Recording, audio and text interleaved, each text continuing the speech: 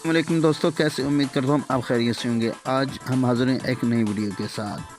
Inter 9 world cup میں پاکستان کی مسلسل تیسری جیت۔ پاکستان انٹر 9 کرکٹ ٹیم نے پاپو نیو گینی کو 9 وکٹوں سے شکست دے کر آئی سی سی انٹر 9 کرکٹ ورلڈ کپ میں مسلسل تیسری کامیابی حاصل کر لی۔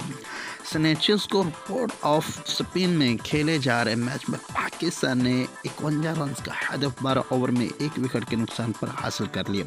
عباس علی نے 27 اور حسیب اللہ خان نے 18 رنز بنا کر ناٹ آؤٹ رہے۔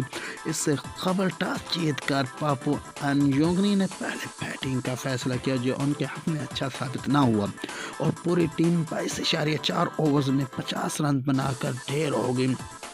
پاکستان کی جانب سے محمد شہزاد نے 7 رنز دے کر 5 کھلاڑیوں کو آؤٹ کیا اور احمد خان نے 3 جبکہ عباس علی نے 1 وکٹ حاصل کی۔ محمد شہزاد کو ان کی شاندار کارکردگی پر مین آف دی میچ کا ایوارڈ ملا۔